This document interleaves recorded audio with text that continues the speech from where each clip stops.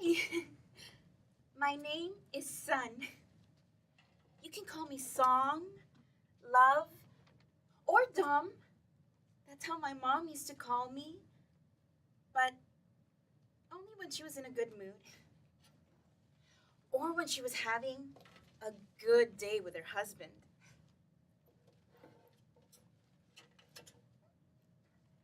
When they were together, that was real chemistry.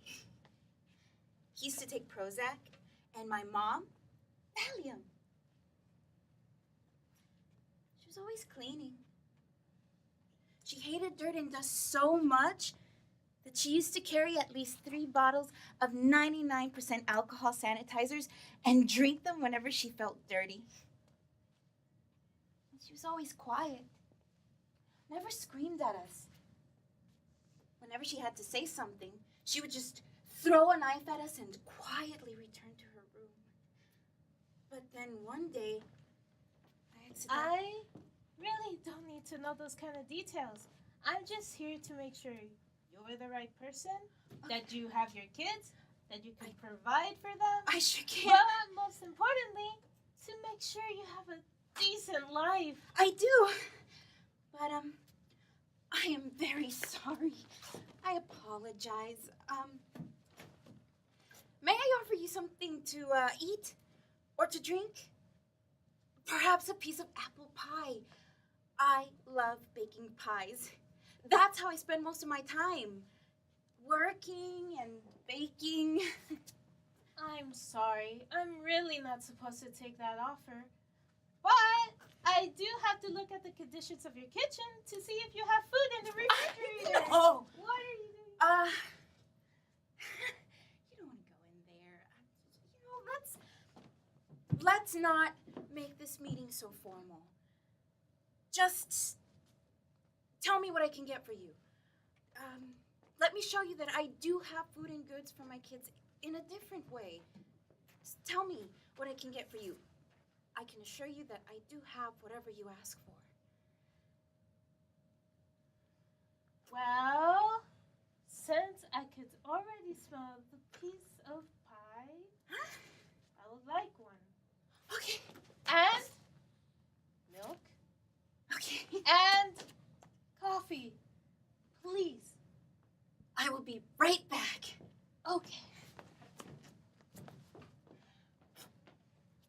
Psst. Lucila! Lucila! Please. What do you want? I told you not to bother me anymore. What now? I am just here to congratulate you and your sons for their graduation. Thanks. Bye. You don't have to thank me. I heard that the party was great and that you made your special apple pie. I sure did. Bye now. Listen, I know that you know. I know you want a piece of it. Here, I have it ready. Thank you.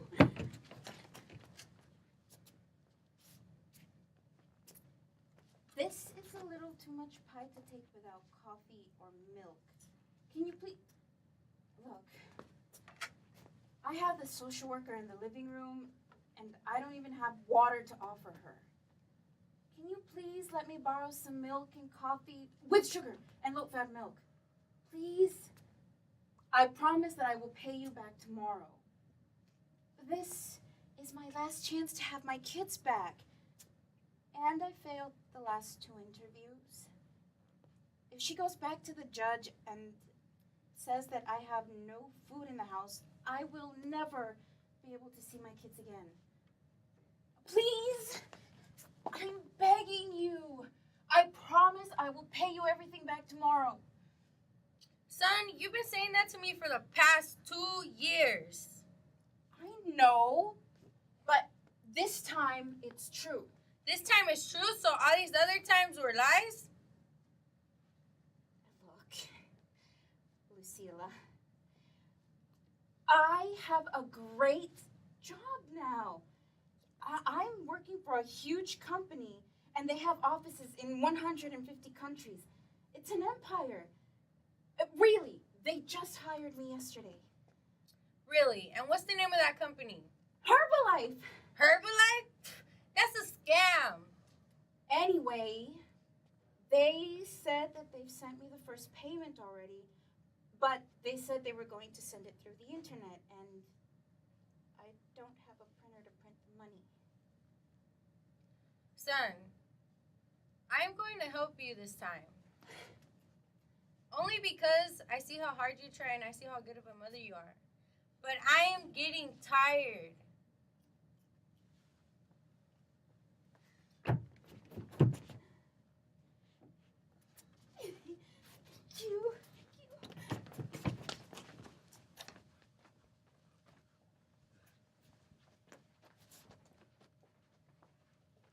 She was gone. The social worker was gone. I was getting used to seeing people disappear in front of my eyes, and it didn't surprise me, but it scared me. How well I knew she would be back again tomorrow, and I would have to lie. I'm getting good at that. Good, but not proud.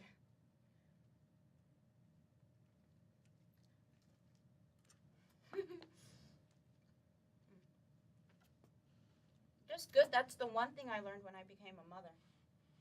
I learned how to lie. In fact,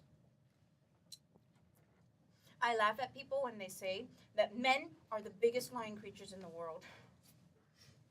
I bet that they have never seen a mother tell her child, "You can have it.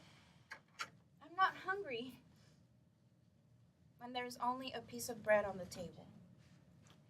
Now, to start the story, let me tell you a little bit about my family. I have a mother, but I don't really want to talk about her.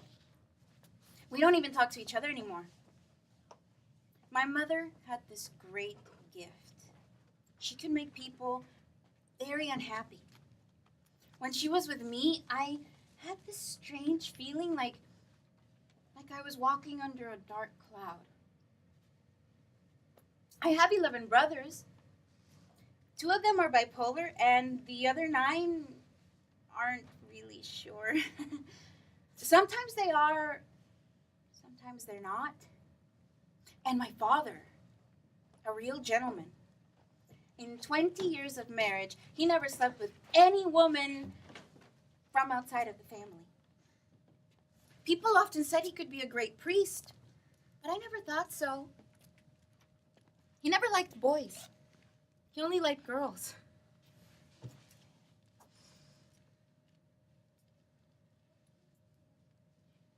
Especially me. Unhappy with that situation, and due to my unwillingness to cooperate with his sick needs, he put me in a Catholic orphanage. And every Sunday, he would send me a box of chocolates so that I could sell them and send him the money back on Monday. And by the age of 15, after spending so many years with God and Catholic nuns, I decided to give my heart to Jesus.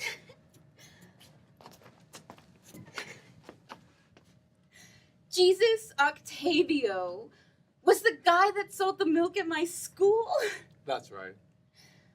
He was tall, lazy, had long hair, smoked marijuana, and was always drinking beer. He was perfect. And by the end of the year, I was pregnant. Are you serious?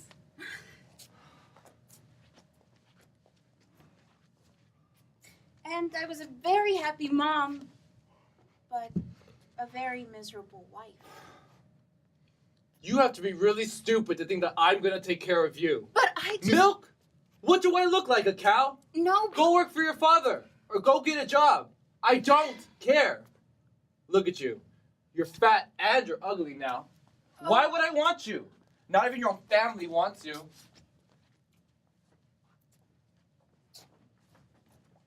He was right. My family didn't want me. But my kids loved me.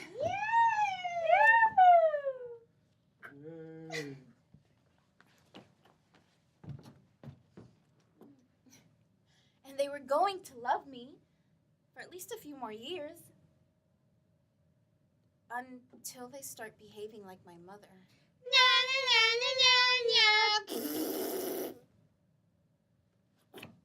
Which was always a possibility. God can be very cruel when it comes to punishments. Anyways, my kids were wonderfully smart, especially the old one. He was mentally bilingual. And I say mentally because he didn't really talk. Mama. Mama. Mama. At all. Poor kid. People used to say he was ugly, but he wasn't ugly. He had a very exotic beauty. Like the kind you see on Discovery Channel or even Animal Planet. But I didn't care. I always loved him. I used to take him to the park. At night, of course. Just to be safe. And take long walks with him. And everywhere we'd go, he was the center of attention. People used to ask me, what breed is he? I'm not going to lie. I feel a lot closer to him than I do to my daughters.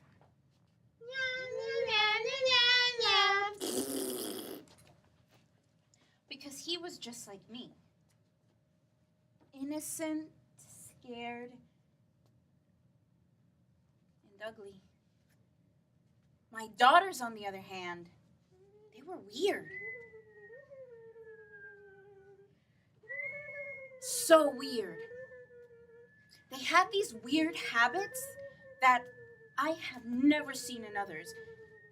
For instance, they used to smile several times during the day and talk to strangers and dance. Where did they learn that? I have no idea. They were born with happy angels inside. And they were beautiful. Beautiful. So beautiful that I even took them back to the hospital to get a DNA test to make sure they were mine. I spent days like that, with nowhere to go and suffering, until one day I had a conversation with my mother, who will never take me back because she knew how sick my father was, and she was afraid that he may cheat on her with me. However, she gave me the advice of a Catholic mother. Save your marriage, she said. And by the end of 6 months, I was pregnant again. Oh! I was so excited because it was a girl. And I often heard my husband talking to his friends and saying, I feel like getting a new girl. Hey, you're a cutie. But I never got the chance to give him the news. I never saw him again. I had 4 beautiful small reasons to live, and yet a huge desire to die. We spent hours knocking on doors, asking for food, and looking for jobs where they would let me work with my children next to me because I had nobody to watch them. We walked hours and days. And finally, one day, sitting in the bus stop, I met Lucila. Yes, I'm telling you, you could get the job. You are perfect for this job. You're young, pretty. Pretty? Lucila, you're making fun of me. I know I'm not pretty, but trust me, I really need to work.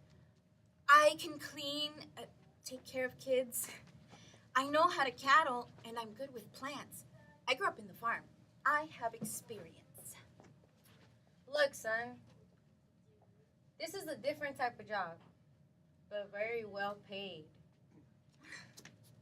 You're going to be nice and friendly to some guys, and they're going to be nice and friendly back to you, but in a different way, with money. What?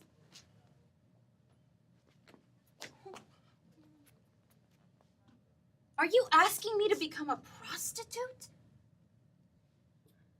Not a prostitute, a substitute. A substitute? What do you mean? I mean that when the prostitute is not there, you can substitute her. Thank you very much, but I think I have a better idea of what I want in life. I took my kids and got out of there. I was not going to become a prostitute. I will never let an old, nasty man touch the breast that feeds my daughters. Never. I walked and asked for jobs, but the lack of experience was evident in my interviews. Good afternoon. I saw that you guys are hiring. May I come in? Yes, do you have a curriculum? No. Experience? No, sir. But I learned fast. And I have 2 kids. So I know how to multitask. Trust me. With your 2 kids, do you think you can give 100% to this job? I sure can. I can give you 35% on Monday, 25% on Tuesday, and 20 and 20% between Thursdays and Saturdays. This is not a joke. I do not have time to play these silly games. Please leave. You are obviously unqualified for this job. I know that. I already know that. I'm not good for the job. I wasn't good for my husband. I'm not good for my father. I fucking know that. So what does this fucking society think I'm good for? Becoming a whore? Who decides what? Who decides what I can or cannot be? And who decides where each person belongs? What? Someone's trying to sleep in here. But I'm in the street. I have nowhere else to yell. Come over here, son. You don't have to stay in the streets. I don't? I'll take you in. Oh, thank you. Thank you so much. But you have to consider being a substitute. A substitute? Not a prostitute. I promise you, I'll think about it. Just let me stay here a few days and make one last try to get a job. I promise you that if I do, I will be out of your house in no time. I try and try, and finally, I found a job and a place to live. A small, single apartment right next to Lucila's house. Very small, but practical. We could cook, sleep, and shower in the same space. The place was so small that We had to step outside to receive an incoming call, but I was happy. This was my place, my house, and I didn't have to sell my body to anybody. That was us getting stronger and better every day. And then one day,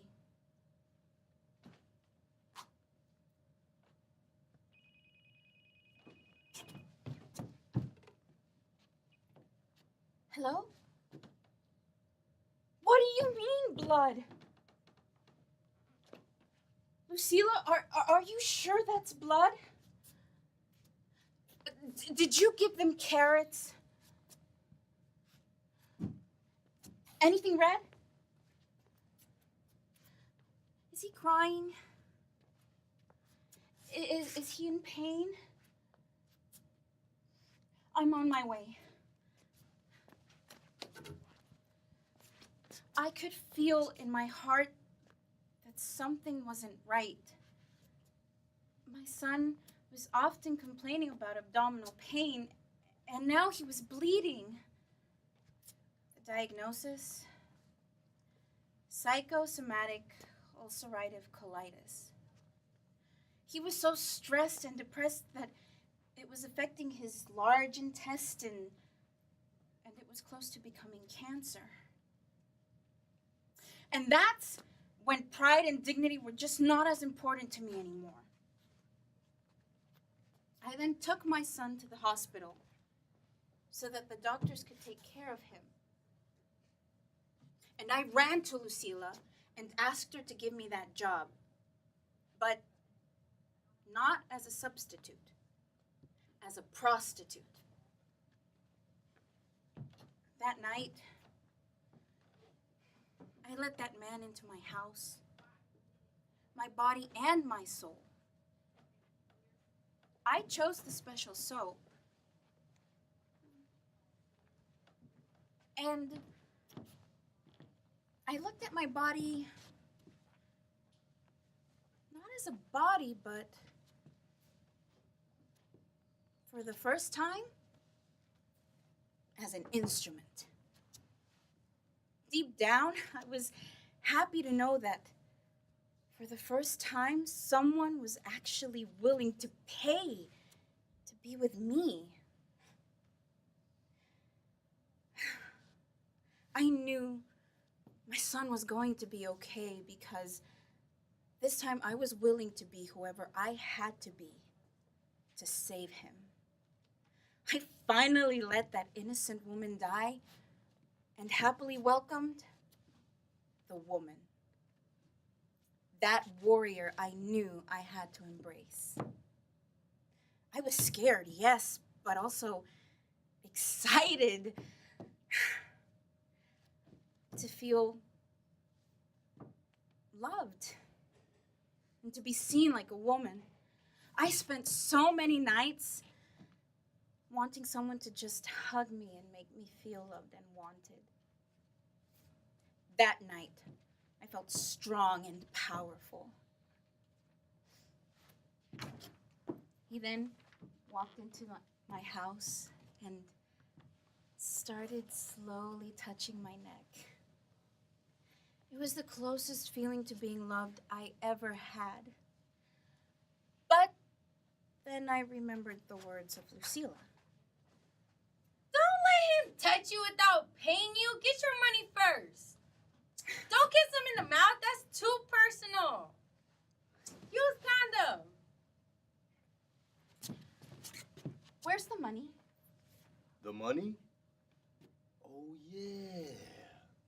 How much do you charge? $400 per hour. You don't trust me? This is a turnoff. I don't care. I am a pro, and I want my money. No money, no honey. Here. 400. By the way, you're arrested for prostitution. And that's how I end up here. Again. This time without my kids.